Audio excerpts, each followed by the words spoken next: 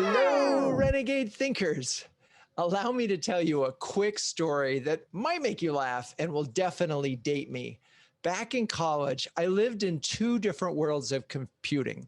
The first was a class I took on basic programming. It was literally called Computing 101 that I almost failed. This was back in the days of punch cards. These were individual manila colored, but maybe 3x7 cards that literally were punched on the ones and zeros and other numbers.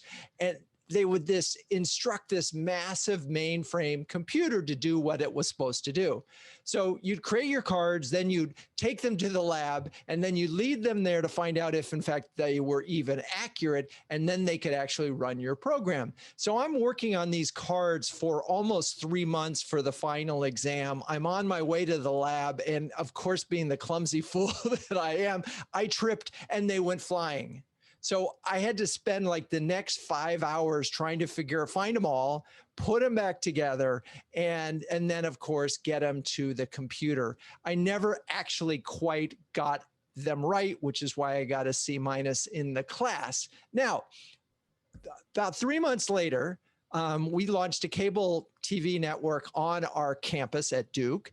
And one of the coolest things was we got an Apple II, which was primitive by today's standards, but it enabled us to do audio effects and add supers to our videos. So I had these two worlds where it's like, wait, here's computing I can use, and here's computing that I absolutely can't. Anyway, decades later, the world of programming is going through another round of democratization.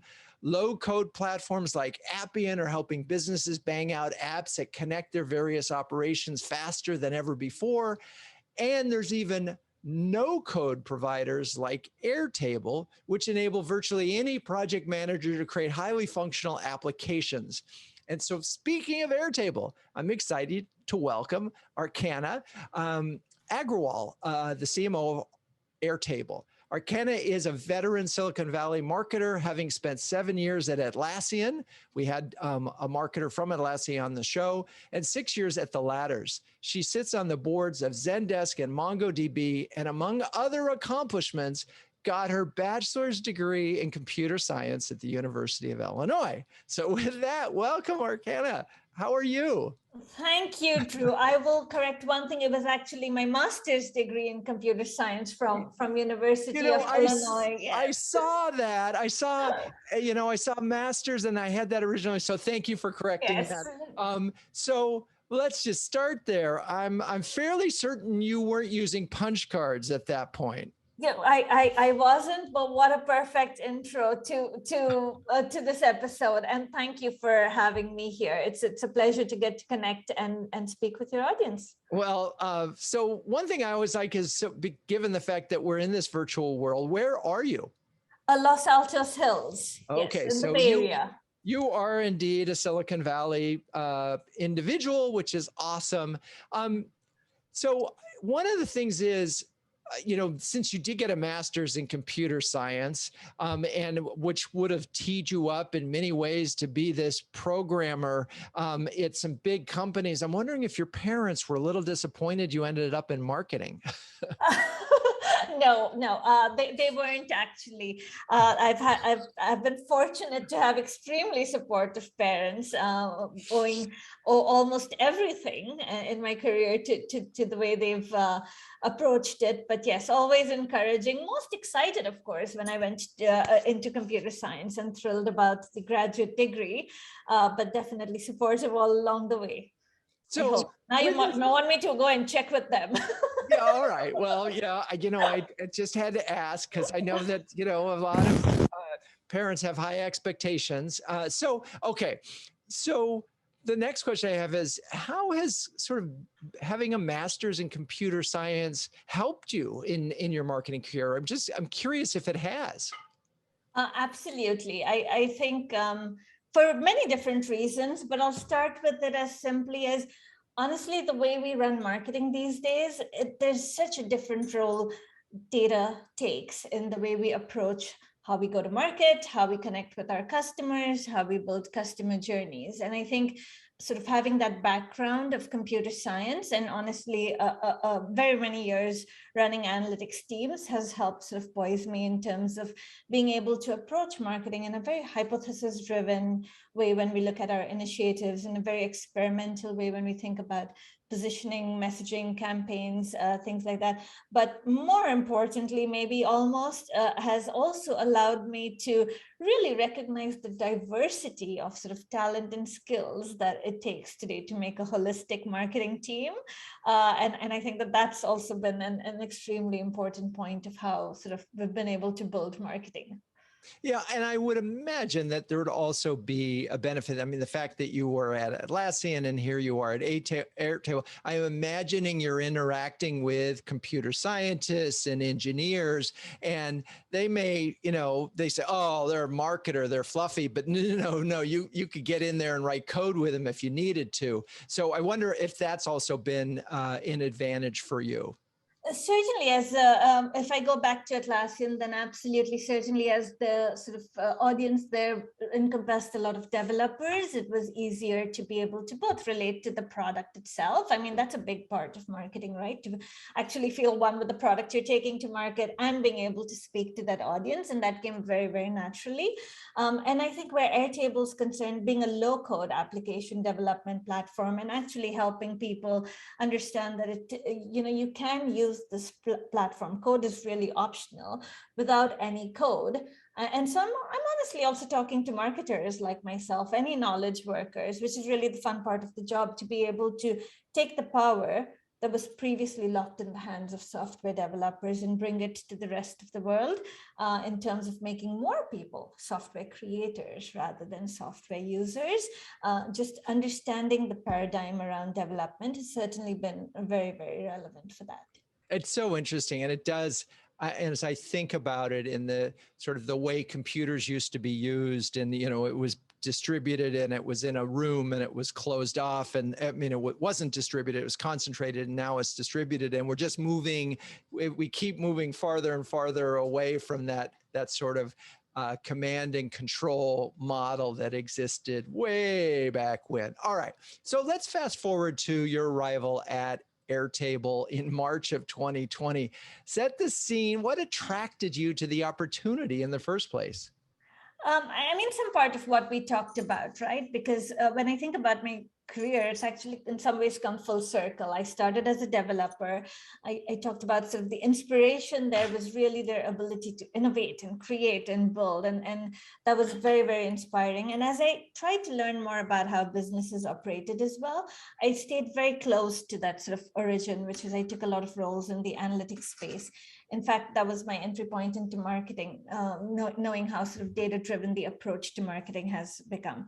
And I spent over 7 years in Atlassian building and scaling their marketing capabilities for what actually is an incredible high velocity, low friction distribution model that they have.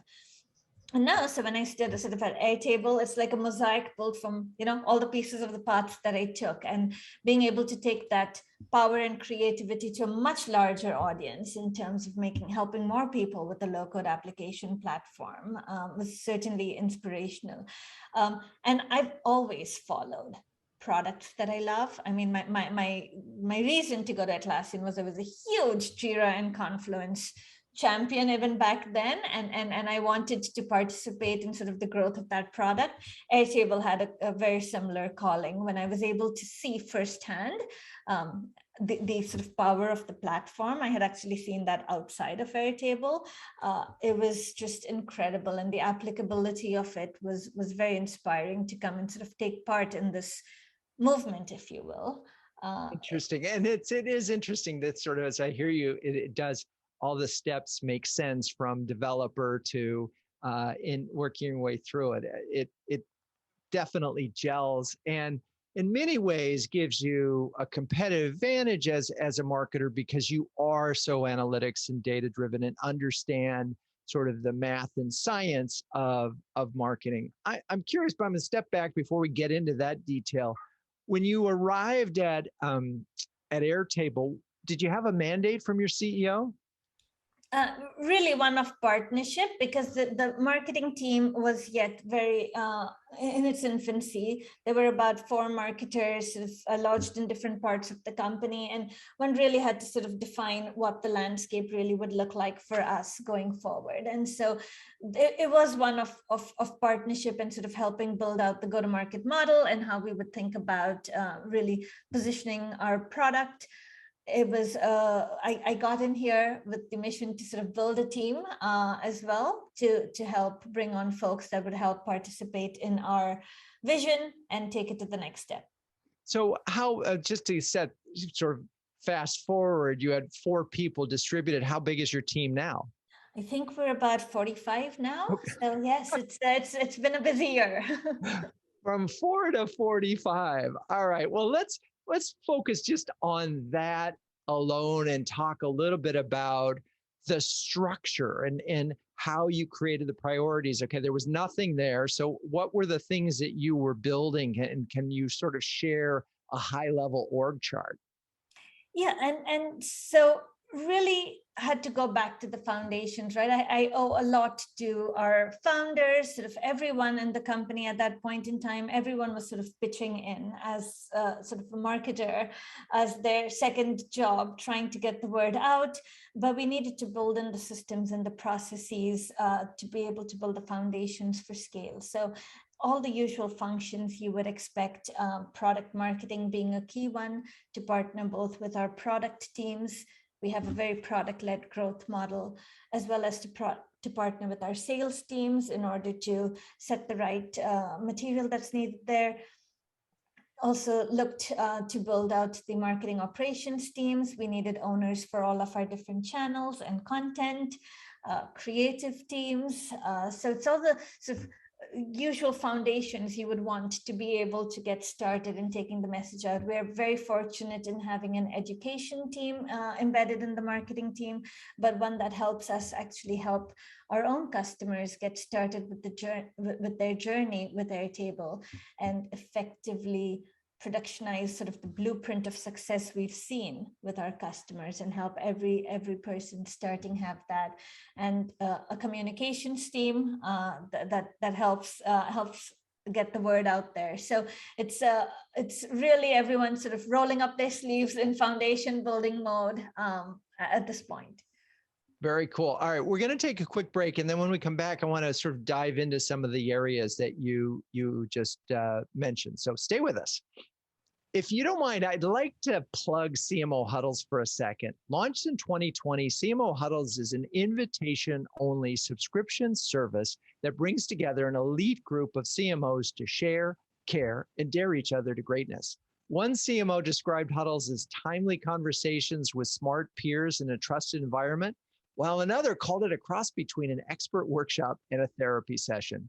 If you're a B2B CMO that can share and care with the best of them, visit cmohuddles.com or send me an email to see if you qualify for a guest pass. Okay, we're back. And we've been talking about just sort of building a team, and I'm picturing in my mind this org chart that just goes from 4 to 44 or 45, which is a massive growth. And I'm wondering if, and I know a number of CMOs who are going into this situation that you're facing, and they're sort of struggling a little bit to adopt those. Was there a progression as part one of this, and that you looked at it, okay, first, second, third, and then sort of how do you get executive team buy-in for that kind of growth? Yeah, so in terms of progression, there was enough, honestly, candidly, there was so much foundational work to be done that it wasn't a sequential ordering, so as to speak. Each one of these areas needed a lot of attention, but perhaps the choices that were to be made, and one that I looked forward to doing, is really bringing in leaders almost first to help build and craft their own teams and their own narrative, their own functions. And so that was at least one principle that I had, was to be able to get effectively partners in marketing, my own leadership team that would help me craft how the team would grow and how we'd sort of allocate our investments. That was certainly one part. The other, in terms of the executive team and buy-in, I can only say it was that was perhaps the easiest part of this journey, mostly because you can imagine Airtable's been almost looking forward to this sort of partnership and help cross-functionally to be able to further take its message, right, to the market. And so this was a much awaited team and much welcomed. And so that was the sort of the easiest part of that journey. That's amazing. I want to go back and just put a punctuation point on one thing you said. I know, and I've seen this happen. It's so interesting, and how smart it is that you went and hired leaders that could sort of then go and run departments, if you will. So often what I see happen is say, oh, well, we need a demand gen capability, so I'm going to hire a junior person who knows how to use Marketo or Eloqua, and they're like a technician. They're not a leader. And they decide we need content, so I'm going to hire a junior writer, and they go that way. And then what they find as CMOs is they end up doing all this executional stuff, and so they don't have time for planning and strategy. So kudos to you. Now, it's more expensive to do it the way you did. In the short term, it's much more expensive. In the long term, it's the only way it'll work.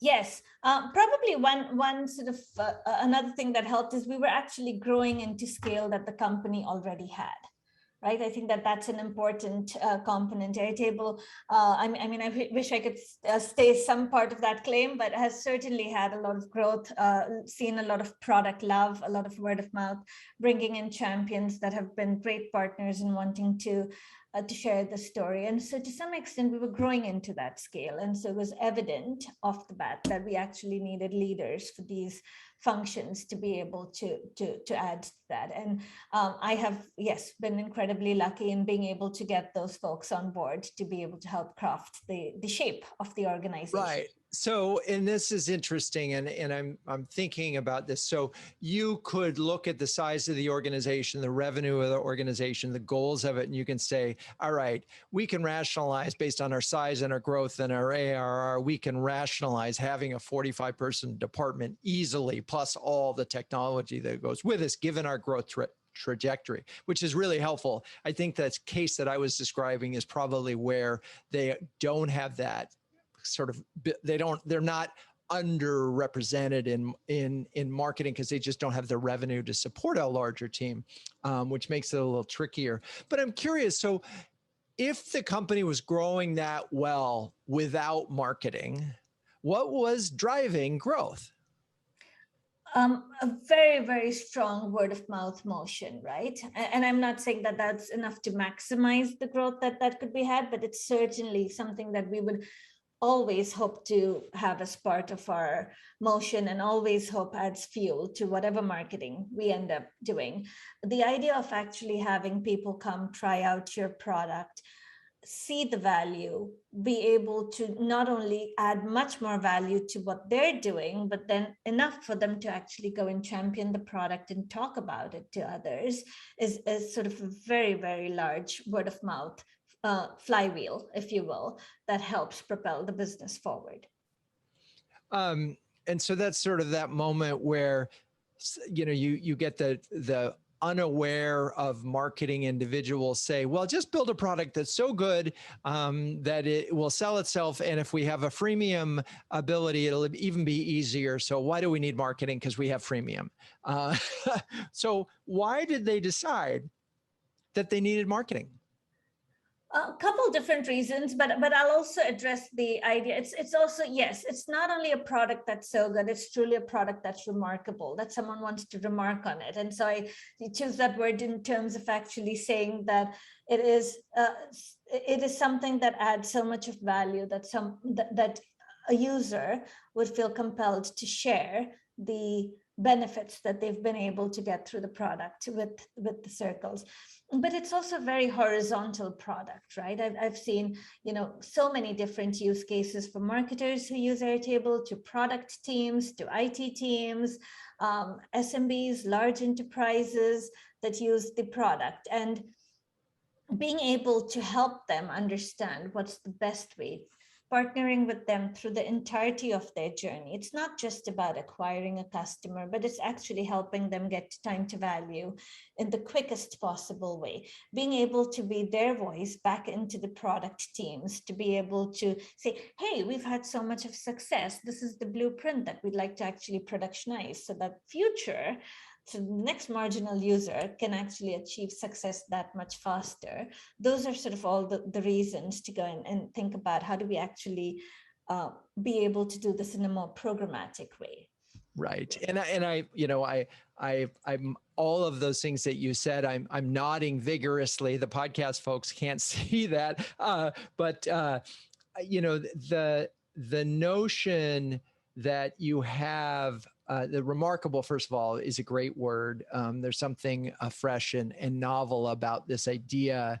And I think in some ways it's like the maker movement, and that people are excited. I did this, right? I accomplished this. Sort of, this is going back to me in college going, I put the super on the video. We couldn't have done that last year.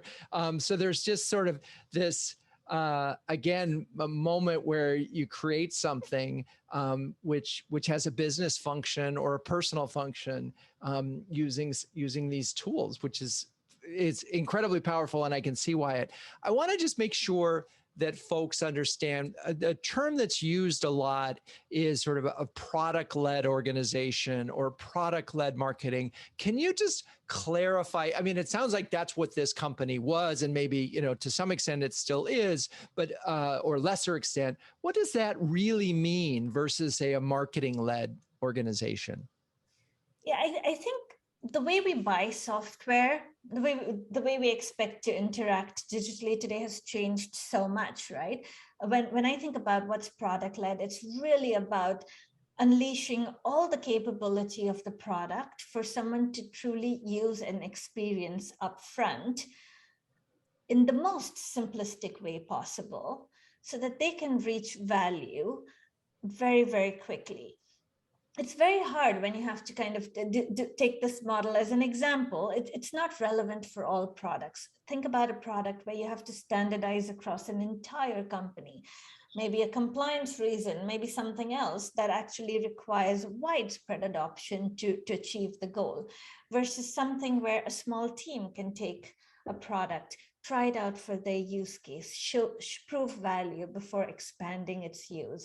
And at that moment, if you actually unleash all the product capabilities and help them, both through, whether it's then through marketing or whether it's through product itself, discover how to best utilize it for their use case, it helps them sort of adopt it much, much faster. And I think that that's one of the key motions behind the product-led growth, where you turn around and, you try the product and you engage with it yourself without having to go through much of the friction of the hoops to really understand how you could really utilize it at your workplace.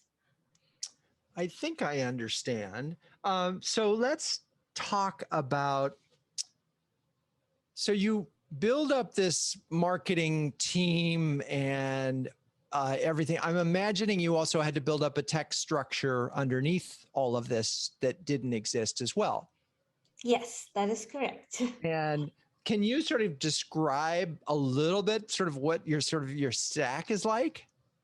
It's still under progress, but most of the things that you would naturally assume with respect to being able to host a website, with being able to publish content at routine frequencies across many other distribution properties, marketing automation systems, building out a segmentation system to have sort of a shared voice across multiple channels, so that when you're trying to engage with someone on a web property, it's with the same sort of messaging that you would in product, as an example, or in email. Being able to identify, doing data enrichment to be able to identify the users so that you can help them bring their use case a little bit further, or relevant customer stories or relevant templates that they can use upfront. And so it's more of the sort of the usual foundational work that you'd expect to go on to build those sort of systems. And of course, this is almost goes without mentioning, the analytics platforms behind that, and self-serve analytics, so that people can actually understand the impact of the work that they're doing.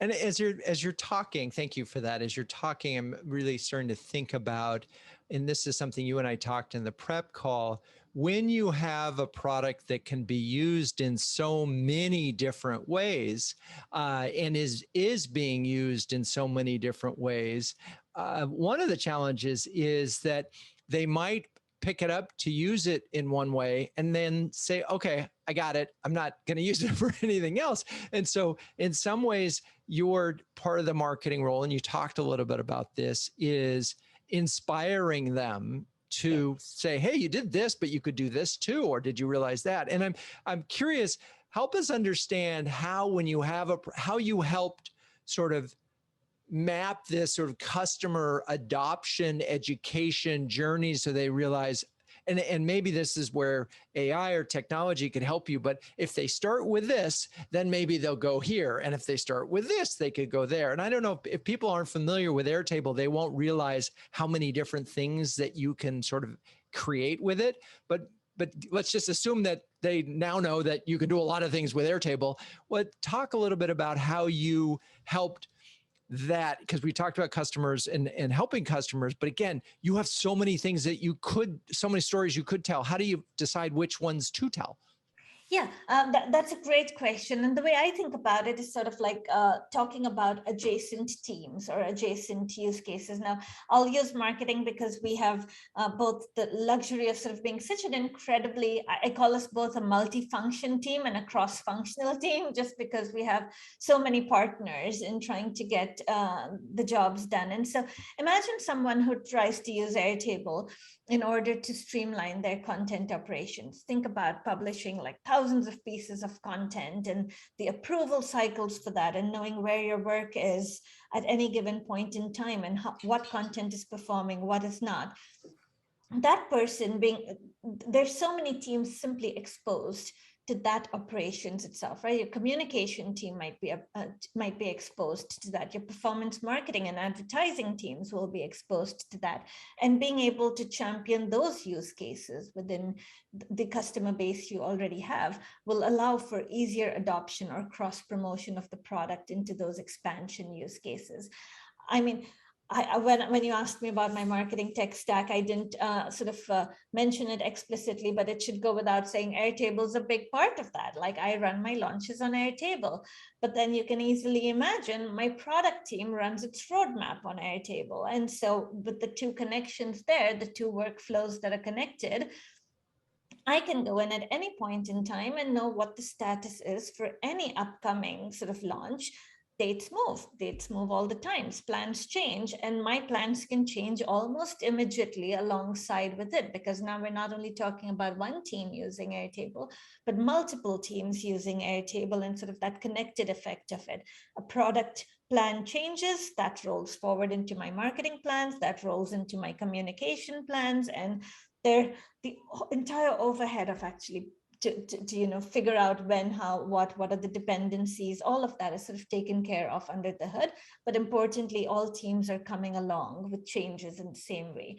And so that's exactly the same way I would think about it when our customers are concerned, right? Is what are the adjacent use cases that someone would need that they could connect to, that they could even perhaps invite others into the product to see how it is used, or even expose their work flow, their work material, so that other teams are kept informed. Fascinating. Would you describe yourself as your best case user? Are you're one of your best case histories? I mean, do you use a product more better than others? I'd like to think that we're expert users of our product, but I have to tell you that some part of working in sort of this motion of product-led growth is we are so inspired by what we see our customers build that I know that there's this constant cycle of learning and say, oh, that's a great idea, and oh, that's a great one, and how do we actually improve it? And I think that's why there's so much power in community in sort of products like this. Got it. All right. Well, we're going to take a quick break and we'll be right back. I'm wondering, maybe if you're a CMO, you've thought about doing some market research, but didn't have the manpower or expertise on your team to make sure that your research was methodologically valid, insight rich, and newsworthy. research that can be a tentpole for an entire quarter's worth of marketing activities, research that your SDRs can use to help move a lead into a genuine opportunity. It's a lot to ask for market research, which is why more and more B2B marketers are coming to Renegade for help in this area. Renegade will help you craft the questionnaire, field the research, analyze the results, and even write it up and design the report if your in-house team is too busy. So if you're a B2B CMO, even thinking about market research, do yourself a favor, visit renegade.com and set up a time for us to chat. Okay, we're back. So we've been talking about all these wonderful case histories, and I'm wondering, I mean, one thing we have not talked about at all is sort of the overall brand story. And I'm just thinking, I mean, there's 1,001, make that 1,000,001 uses of Airtable. Have you nailed brand at this point? And do you have a sort of simple description of the brand? I don't know whether I would ever sort of like nail brand, because it's an evolving, I've always thought about that as sort of evolving with the company, and especially when it's such a high growth, right? It seems very sort of easy for me in my head to be able to say, hey, Airtable truly in a no code, or maybe you want to call it a code optional fashion, helps you to really build workflow applications. But when I think about, going back as a developer, if you let me phrase that, I would say like Airtable just gives software a new interface. It's not the structured programming language I grew up learning. It's not, punch cards. It's a completely different new interface, and that's what gives the accessibility to everyone, building the tools they need. So when I think about, hey, what are the core components of that? I say, hey, it's got to be powerful building blocks.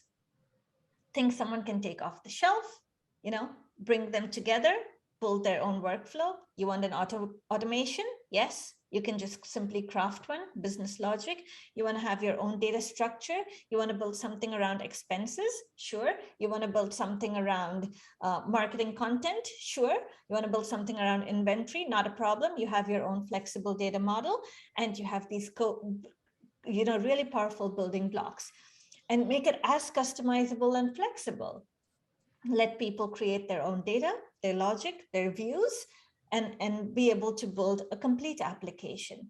And once you make that user-friendly and visual, and maybe almost familiar to them as they enter the product and start using it, that helps people understand the sort of applicability and the horizontal nature of the product.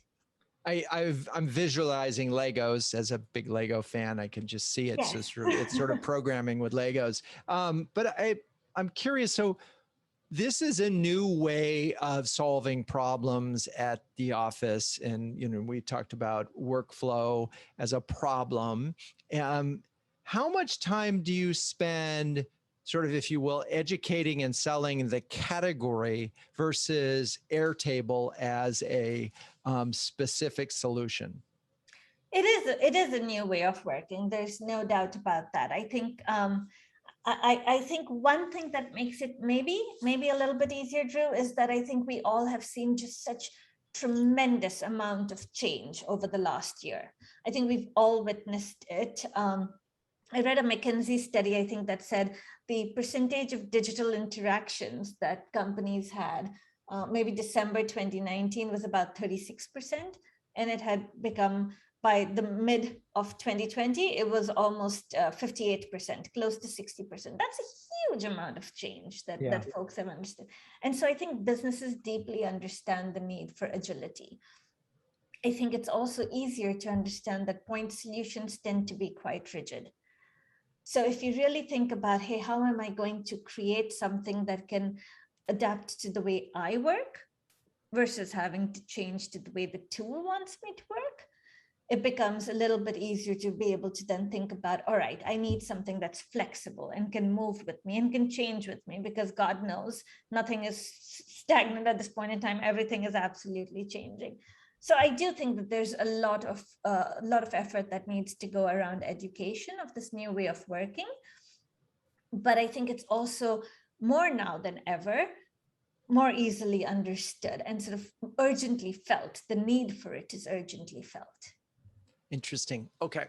So We're here now, I guess, 18 months into your reign as CMO at Airtable. You've grown the team from 4 to 45. Let's talk about metrics and what metrics matter to you and how you're doing. Yeah, so one of the key metrics I've always looked at and the team has always sort of followed is that of engagement and activity. So, activity in the product. It's not enough to have someone simply sign up for the product. It's not enough for someone to simply have a small team. It's like, how do you engage people and how do you know that everyone that comes through the door is able to use the product? And so, even some of the more top funnel activities that we do that end up resulting in people engaging with the product, we go into how is active usage, what is engagement like on the platform, and how can we actually improve that over time. That's one of the main goals that we look through. There's a lot obviously around, at least in our situation right now, a lot of goals around simply foundation building, right, to be able to set up the programmatic nature of doing things. And so I think about that as operational excellence. How do we know that we can move as fast as we need to, by thinking about marketing in a very modular way so that we're able to meet our customers no matter where they are in their journey and no matter sort of which industry or which vertical they're coming from. And so I think those are the two things that I think about, is how strong are our own foundations and are we able to tie that to active usage within the product, and especially across sort of like some of our key functions that we know we have extremely strong solutions for. And, there's something I want to go back to, this notion of active usage and improving that. This is something that is really interesting in the marketing world. So often, the old marketing world, it would be, hey, I'm going to bring this lead to the table. I'm going to hand it over to sales. This is certainly for enterprise. Off you go, sales, close it. And if you don't close it, it's your fault. What's so interesting in your world and a lot of software companies is that it's like downloading an app on your phone. If you don't open that app, it was whatever you spent to get that person to download the app, it was useless, right? Because they never open the app. And that number of people who don't open apps that they've loaned is huge. And then they have to use that app on your phone 3, 4, 5 times before it becomes sort of an app they're going to use regularly. And I'm thinking about almost any business that you're in, if you think more broadly for a moment and say, are they taking advantage of what it is that we offer to the fullest extent? And are we thinking about our customer adoption, not just in terms of we got them, they're using it, next, but we think about the customer, particularly in your world where it's like, there's so many different ways you could use this product, this software, this platform, whatever you want to call it, that you really do have to spend time as a marketer. Now, I would imagine, and here's a question for you, and maybe where science could really help you, is you're going to start to see patterns where certain types of users, whether it's a persona-based or in a certain kind of company, have a tendency to use the product more, to engage with the product more. It could be role-based, it could be just personality-based. And therefore, you would then start to know that the next buyer or trier, if you will, of your product, oh, they look like that. We can optimize a sort of engagement program for that person. Is that a pipe dream, or does that make sense? No, that completely makes sense, right? Because for most of what, in all of our jobs, most of what we do, you're going to have few roles that tend to be more dedicated to sort of like the smooth flowing, or what I call operational excellence might be one way to look at it, right? You have roles that are dedicated to efficiently driving a lot of throughput through their systems. And those would be easily ones that would engage very quickly with Airtable. You'll have roles where you have very defined processes around, I don't know, approvals or being able to understand SLAs, so on and so forth. Those, again, would be roles that would very easily be able to morph the software to what they need. But there's also things that you'd actually understand where people could benefit from further usage of the software and may not be doing that. As an example, if you know you know, let's I'm just going to make up this random example, but if you actually know people are using your social media uh, uh, integrations, and so you know that they're posting content from Airtable to social media, but they aren't using automations around approval, so on and so forth, you could actually help them use the platform more, really, to make them more efficient. And so there are a lot of signals that you can get, and we're very fortunate in the SaaS world. Honestly, I know that way back when it was extremely difficult to actually understand how do you help your users, or what's the kind of content that you can give to help them have a better use of the product. But now you can do that so much more easily, and seems sort of easier now to be able to package a lot of that learning to help, as I said, almost the next marginal user coming in to get there much quicker. So it's funny. We had a bonus huddle yesterday where we were talking about engaging with boards and strategies for doing that. And one of the things that talked a lot about is the marketer needs to talk in business terms, not marketing speak, to the board. And I'm thinking about this, whether you're venture funded or I don't know what Airtable structure is, but you are reporting to the board, they want to hear business terms. Is engagement a term, or operational excellence a term that would sort of resonate with them? Or are there other metrics when you're talking to them that you point to and say, marketing is working to do this right now for the business? Definitely. So yes, engagement would resonate for most. I think SaaS products would definitely resonate with the board. The idea simply being that you're getting more and more people to experience the power of your platform. Like, who wouldn't? There are very traditional SaaS metrics. There's no doubt about that, right? The number of people that actually purchase your product, the number of your expansion rates, your NDRs, your MRRs, all of those are metrics that we will follow and we will deeply report on and measure our own success on. But engagement and activation, somebody looking at a marketing message and being inspired to come and try the product and actually then using it to its full capabilities, is a huge impact to the business. And I think that that's one that we would definitely always report on. And when you sort of look at where you were when you started in March of 2020, what's the biggest improvement line? What's happened as a result of marketing that's sort of, that you go, I'm so happy this happened? I think one of the key differences now is, I'll actually maybe call out two here. One is, I was definitely advantaged by the idea that we had a lot of launches along the way, both around the strengthening of our platform, which means much more heftier things around integrations and automations and people actually being able to mold the software for their use case. So that would be an engagement on all of those features, which improves stickiness, is a huge big plus. But more importantly, in my mind, it actually helps people build depth in the application that they're building, right? Because they can put so much of their day-to-day operations on autopilot on Airtable. And that is huge for me. So that's at least one. The other one is a number of sort of function-specific features. You know, when we have, whether we have automation recipes for marketers or integrations that work better for marketers, being able to tell that story and seeing people reach value much quicker that way is another large one. And hence you look at engagement across functions in that regard, right?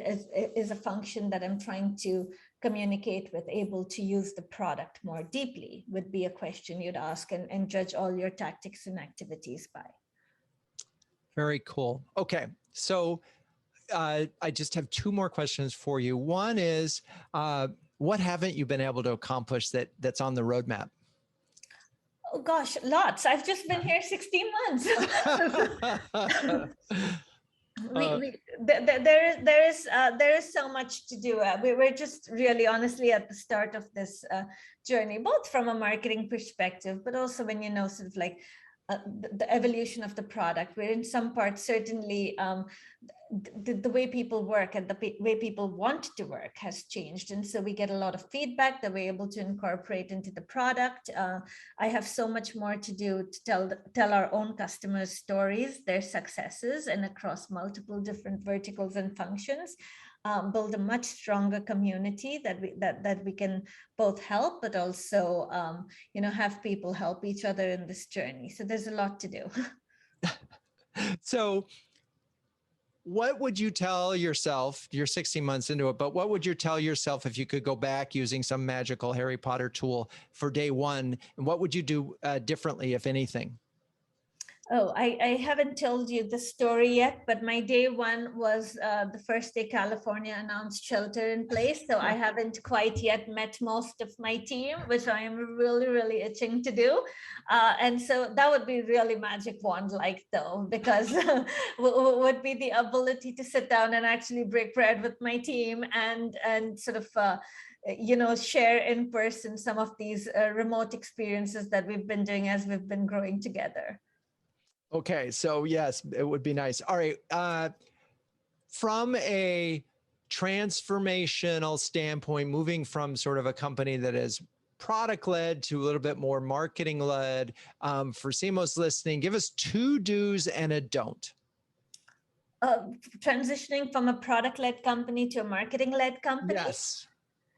And 2 do's and a don't, is it?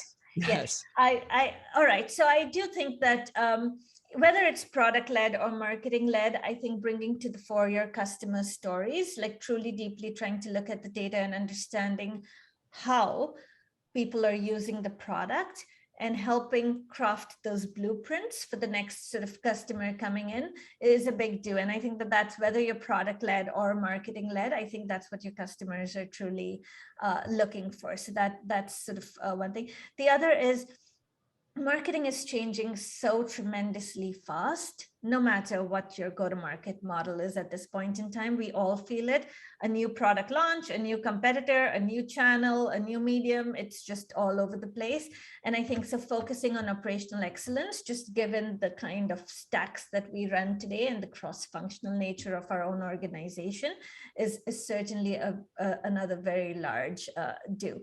And for the don't, I think this is probably also kind of on the obvious side, but there's lots of metrics, right? There's so much of noise. There's a lot of vanity metrics as well. So try to find exactly what you're trying to drive at the end of it, and the rest of it, just let it go. For now, there's so much to sort of focus on. Understand what is the funnel that you're truly trying to build, and drive activities along those. I love it. I love it. So I get to do a couple do's, and this, as you talk about the metrics and your final point of don't, chapter 1 of my upcoming book, Renegade Marketing, is called Clear Away the Clutter. And it's just this notion that you can't do everything at every second. So you better have a few priorities. And that includes what metrics that matter. And having that understanding is so essential. Okay. Archana, thank you so much for being on this show. It's really been a delight to talk to you. Thank you, Drew. It's been such a pleasure. Thank you for having me on the show. And to the listeners, here's another do. Do me a favor and go to your favorite podcast channel and give us a 5-star review. That would be awesome.